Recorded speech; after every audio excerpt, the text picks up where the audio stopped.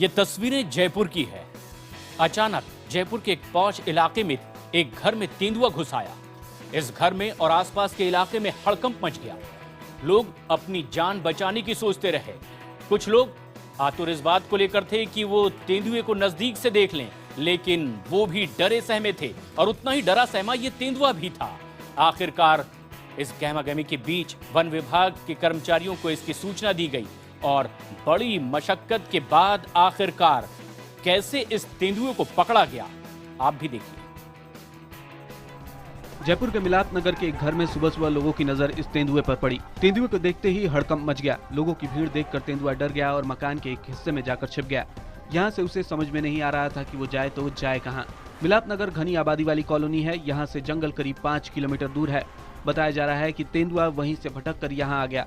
झलाना के जंगल में तेंदुए तो कई बार देखे गए, लेकिन ये पहली बार है कि जानवर इतनी घनी आबादी तक आ गया है। बताया जा रहा है कि इस तेंदुए को पहली बार सुबह 5 बजे देखा गया। तब वो एक उजाड़ घर में बैठा था। लोग और वन विभाग की टीम पहुंची तो वो एक मकान में घुस गया जहां परिवार रहता था। लोगों ने पहली मंजिल और छत पर जाकर अपनी जान बचाई। सही 7 बजे मैंने देखा है। हो सकता है उसके भी घंटे आध घंटे पहले से बैठा हुआ गैलरी के अंदर ये सो रहा था। इस तरह जैसे बड़ा कुत्ता होता है ऐसे दिखाई दे रहा था, कुछ छुपा हुआ था और ये काफी बड़ा था। वन विभाग की टीम ने तेंदुए को मशक्कत के बाद ट्रैंकुलाइज कर निकाला। वन विभाग की टीम पैंथर को अपने साथ ले गई। पहले चिड़ियाघर में उसे ले जाया गया, लेकिन अब इसे सरिस्का टाइगर पार्क ले जाया गया है। और ऐसा ही कुछ नजारा मध्य प्रदेश के भोपाल में भी देखने को मिला। आखिरकार यहां एक इलाके में धारा 144 लगानी पड़ी है। सुबह 6 बजे तक, शाम 6 बजे से धारा 144 लगी होती है।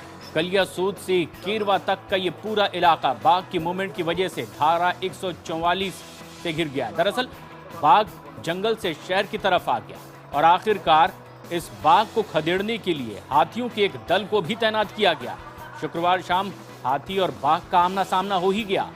हालांकि हाथियों ने बाघ को जंगल की ओर खदेड़ दिया, लेकिन अचानक फिर एक बार शहर के किसी दूसरे इलाके से बाघ के वापस आ जाने की खबर आई। ऐसे में एहतियात बरता जा रहा है और धारा 144 भी लगा दी गई है। लोगों को जंगल की तरफ जाने से भी रोक दिया गया है। और अब खबर सियासत से जुड़ी। बिहार में आज की रात कयामत की रात होगी उन नेताओं के लिए जो लगातार अपनी जीत के लिए इतने दिनों से मशक्कत कर रहे थे। आज रात भर वो सो नहीं पाएंगे। डर उन्हें ये है कि कहीं जीत का लड्डू उनके मुंह तक आते आते रुक न जाए। 8 नवंबर को तय हो जाएगा कि बिहार की जनता ने किसके वादों पर यकीन किया। इसके पहले पटना में जीत का लड्डू खाने की तैयारी शुरू हो गई है। जीत के बाद मुंह मीठा कराने के लिए पार्टियों ने बड़े पैमाने पर लड्डू के ऑर्डर दिए हैं। दुकानों पर पार्टी कार्यकर्ता खुद पहुंचकर लड्डू तैयार करवा रहे हैं। जेडीयू कार्यकर्ताओं ने एक दुकान को 135 किलो लड्डू का ऑर्डर दिया है। लड्डू तो सर हम बना रहे हैं, अभी 5 दिन पहले ही से लड्डू बना रहे हैं। ऑर्डर आ चुका है, 5 दिन पहले ही से चल रहा है। यहाँ बिहार में महागठबंधन भारी बहुमत से जीत रहा है। उधर बीजेपी और एलजेपी कार्यकर्ता जीत के लिए हवन करने में लगे हुए हैं। ऐसे में सवाल ये है कि बिहार में कमल खिलेगा या लालू नीतीश को एक और मौका देगा बिहार। पटना के एएन कॉलेज की तरह बिहार में 38 जिलों में 39 मतगणना केंद्र बनाए गए हैं। इन केंद्रों पर कल सुबह 8 बजते ही वोटों की गिनती शुरू हो जाएगी। लालू यादव का दावा है कि उनका गठबंधन 190 सीट जीत लेगा, लेकिन ऐसे में एनडीए उनके खिल्ली उड़ा रहा है और जीत का दावा कर रहा है। लेकिन हर कोई असमंजस में है क्योंकि एग्जिट पोल ने इन्हें उलझा कर रख दिया है। तो हमें पूरी उम्मीद है कि हम जीतेंगे और बहुत अच्छे मार्जिन से जीतेंगे। 2/3 बहुमत भारतीय जनता पार्टी प्राप्त करने जा रही है। इसमें कोई शक्ति गुंजाइश नहीं है। रुकिए 24 घंटे वो रुकिए आप। ईवीएम का पिटारा खुलेगा तो वो हमारी तरफ होगा। हम पूरी तरह से तैयार हैं, पूरे इंतजामात किए जा रहे हैं। वर्कर्स जो हैं वो दिन रात एक किए हुए हैं और हमें सरकार नहीं चलानी है। हम बिहार में मंगल राज की स्थापना करेंगे जिसमें जनता का शासन होगा, सत्ता में जनता की भागीदारी होगी। कौन जीतेगा पाटलिपुत्र का महासंग्राम असमंजस बना हुआ है। लेकिन एक असमंजस मुंबई से सटे कल्याण डोंबिवली महानगर पालिका के चुनाव में। यहां शिवसेना और बीजेपी अलग अलग लड़े, लेकिन अब इन्होंने तय किया है कि सत्ता पर दोनों मिलकर काबिज होंगे। लेकिन आखिर मेयर किसका होगा, ये पेंच अभी भी फंसा हुआ है। केडीएमसी में सरकार बनाने का रास्ता साफ हो गया है। शिवसेना और बीजेपी ने आपसी मनमुटाव को दूर कर मिलकर सरकार बनाने का फैसला कर लिया है। 122 सीटों वाली केडीएमसी में बहुमत के लिए 61 सीटों की जरूरत है। बीजेपी और शिवसेना के साथ आने से इनका आंकड़ा 94 हो जाता है। केडीएमसी में गठबंधन की सरकार बनाने के मुद्दे पर दोनों ही दलों के बीच जारी बातचीत अब आखिरी दौर में है। हालांकि मेयर पद के कार्यकाल को लेकर मामला अटका हुआ है। शिवसेना बड़ी पार्टी होने के नाते 4 सालों तक मेयर पद चाहती है, लेकिन बीजेपी की मांग है कि मेयर पद का बंटवारा दोनों दलों के बीच 2.5 साल के लिए हो। शिवसेना बीजेपी की इस मांग को मानने को राजी नहीं है। बीजेपी का दावा है कि इस मसले का हल जल्द निकाल लिया जाएगा। 11 नवंबर को केडीएमसी में मेयर का चुनाव होना है। वहीं शिवसेना बीजेपी के साथ आने से राज ठाकरे का किंग मेकर बनने का सपना बनकर रह गया। असहिष्णुता के मुद्दे पर देश के अलग अलग शहरों में प्रदर्शन हो रहे हैं, कहीं सरकार के पक्ष में तो कहीं विपक्ष में। ऐसे में अनुपम खेर की अगुवाई में कई कलाकारों और साहित्यकारों ने दिल्ली में भी आज मार्च किया, राष्ट्रपति से मुलाकात की और पुरस्कार लौटाने वालों की शिकायत की। लेकिन कांग्रेस कह रही है कि ये पूरा कार्यक्रम बीजेपी प्रायोजित है। असहिष्णुता पर मचे बवाल के बीच शनिवार को एक और मार्च राष्ट्रपति भवन के लिए निकला। अभिनेता अनुपम खेर और फिल्मकार मधुर भंडारकर की अगुवाई में जनपद से राष्ट्रपति भवन तक निकले इस मार्च में भीड़ जुटी। कई हस्तियां दिखी, कुछ झंडे दिखे, कुछ नारे लगे। संदेश एक, देश में हर तरह की आजादी है, देश पहले की तरह सहनशील है। असहिष्णुता के नाम पर देश को बदनाम करने की साजिश रची जा रही है। इसके साथ ही साथ राष्ट्रपति प्रणब मुखर्जी से इनकी मुलाकात भी हुई। I think it's very important that we should solve our problems within ourselves, जैसा कि घरों में हम करते हैं। हमारे देश में प्रॉब्लम्स हैं, इतना डाइवर्स देश है, लेकिन ऐसा संदेश बाहर के देशों में भेजना अच्छा नहीं है कि हमारा जो देश है वो बिल्कुल ही टॉलरेंट नहीं है। इस पूरी कवायद को पुरस्कार वापसी अभियान के जवाब और कांग्रेस के मार्च के जवाब के रूप में देखा गया। देखिए, ये विचारधारा का विषय है, ये नेहरूज़म वाली विचारधारा है, ये जो ये सब कर रही है और ये एक सोची समझी राजनीति के तहत हो रहा है। अवार्ड दिया जाता है आपके प्रतिभा के लिए, अवार्ड का सम्मान को वापस करना राष्ट्र का और अपनी ही बिरादरी का अपमान करना है। आपको मतभेद है, मतांतर है, लिख करके कीजिए, अपनी सृजनात्मक शक्ति से कीजिए, कोई मना नहीं कर रहा। इस मार्च के बाद सम्मान वापसी और असहमतियों को लेकर नए सिरे से बहस शुरू हो गई है। इस तरह दिल्ली, मुंबई, वाराणसी और बेंगलुरु में सरकार के पक्ष में प्रदर्शन हुए, लेकिन कोलकाता में कांग्रेस ने सरकार के खिलाफ प्रदर्शन किया है और यहां पर अब अपनी ही राय इनकी ओर से भी रखी गई।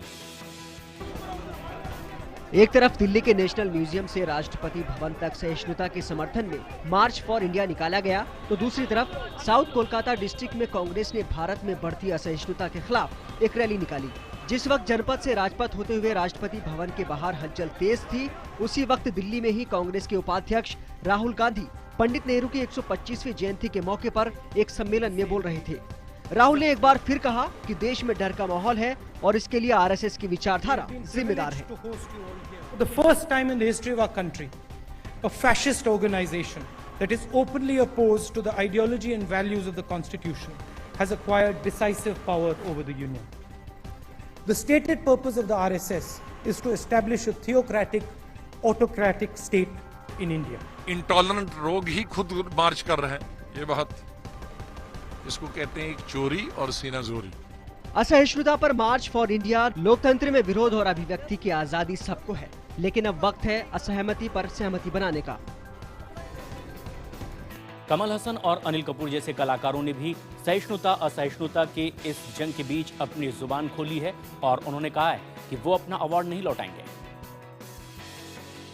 If I have something against the government, there are so many podiums, including this one. I am sure all those people who returned their award also have a podium. They should use it. They should raise their voice against any government, not necessarily this one, any government which stifles their freedom of speech or way of life. हमारा जो देश जो है वो democratic country है, समझे ना, और मेरे ख्याल से हमारी और डेमोक्रेटिक कंट्री में सबका अपना अपना एक पॉइंट ऑफ व्यू है और हमें उस पॉइंट ऑफ व्यू की इज्जत करनी चाहिए।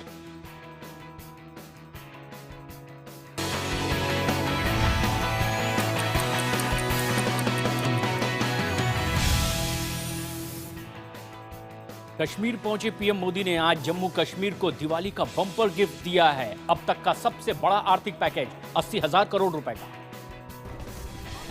शेर कश्मीर स्टेडियम से कश्मीर के लिए 80,000 करोड़ के पैकेज का ऐलान करते हुए पीएम ने कहा है कि इससे कश्मीर का भाग्य बदलेगा। ये तो बस शुरुआत है। मैंने पहले दिन आकर के 1,000 करोड़ घोषित किया था। बाद में भी जैसी जरूरत पड़ी देते रहे और आज भी उस काम को पूरा करने में जम्मू कश्मीर सरकार के साथ दिल्ली कंधे से कंधा मिला करके चलेगा। मोदी ने कश्मीर में पाकिस्तान की दखलंदाजी और अलगाववादियों की बयानबाजी पर निशाना साधा। बोले कश्मीर पर किसी के सलाह की जरूरत नहीं, वाजपेयी का नारा ही काफी है। कश्मीरियत, जमहूरियत और इंसानियत हम इससे ही आगे लेकर बढ़ेंगे। जम्मू कश्मीर के पूर्व मुख्यमंत्री और नेशनल कॉन्फ्रेंस के नेता उमर अब्दुल्ला ने कहा कि प्रधानमंत्री नरेंद्र मोदी ने कश्मीर मुद्दे को रुपए पैसों में तोल दिया है। उमर ने ट्वीट किया कि प्रधानमंत्री मोदी ने कश्मीर मुद्दे को रुपयों और पैसों में तोलने की गलती की है। पिछले 14 महीनों में प्रधानमंत्री का ये चौथा जम्मू दौरा है। पीएम ने बघलियार हाइड्रो इलेक्ट्रिक प्रोजेक्ट के दूसरे चरण का उद्घाटन किया। इसके अलावा उन्होंने जम्मू श्रीनगर नेशनल हाईवे 44 के उधमपुर बनिहाल के हिस्से को 4 लेन का बनाए जाने की आधारशिला रखी। योग गुरु बाबा रामदेव ने कहा है कि योग से गंभीर बीमारियों का इलाज होता है, लेकिन नोबेल पुरस्कार गोरी चमड़ी वालों को मिलता है। पूरी दुनिया जानती है कि नोबेल पुरस्कार से लेकर के दुनिया में जितने भी पुरस्कार हैं उनके लिए लॉबिंग होती है। भारत की लॉबिंग खास करके जो नोबेल पुरस्कार उसमें वीक है। और हमने कैंसर ठीक किया है, हजारों केस है हमारे पास। हमने हेपेटाइटिस क्योर किया है। एक बीमारी को ठीक करता तो उसको नोबेल पुरस्कार मिलता है। मुझे नोबेल पुरस्कार नहीं पाना, क्योंकि नोबेल पुरस्कार से ज्यादा मेरे लिए देश के लोगों का प्यार है, वो मैंने प्राप्त किया हुआ है। लेकिन एक बात बता रहा हूँ कि यदि कैंसर कोई गोरी चमड़ी वाला ठीक करता तो उसको जरूर नोबेल पुरस्कार मिल जाता। मुंबई से सटे वसी इलाके की घटना, जहां पर ज्यादा जोर से गाना बजाने से बेटे को मना किया तो बेटे ने सौतेले बाप की हत्या कर दी। पुलिस थाने में नकाब पहने 32 साल के अश्ले मार्ग पर अपने सौतेले पिता की हत्या का आरोप है। आरोपों के मुताबिक तड़के सुबह 4 बजे अश्ले तेज म्यूजिक पर डांस कर रहा था। पिता रेजिनॉल्ड हैमिल्टन ने बेटे को गाना बंद करने को कहा ताकि तेज आवाज से सो रहे पड़ोसियों को परेशानी न हो। इस बात से नाराज अश्ले पिता से झगड़ा करने लगा। इसी बीच अश्ले ने गुस्से में घर में इस्तेमाल होने वाले चाकू से अपने पिता पर उस वक्त घर के बाहर हमला कर दिया जब वे मॉर्निंग वॉक के लिए जा रहे थे। घटनास्थल पर ही पिता की मौत हो गई। रात को 3:30 बजे तक वो डेक लगाकर डांस कर रहा था घर में। माँ बाप ने उसको मना किया तो उस गुस्से से वो पिताजी के ऊपर चाकू से वार करके मार डाला। बताया जा रहा है कि 32 साल का अश्ले मार्ग बेरोजगार है और उसकी मानसिक स्थिति ठीक नहीं है। पड़ोसियों के मुताबिक पहले भी वो अपने पिता पर हमले कर चुका है। देश दिन भर में फिलहाल इतना ही।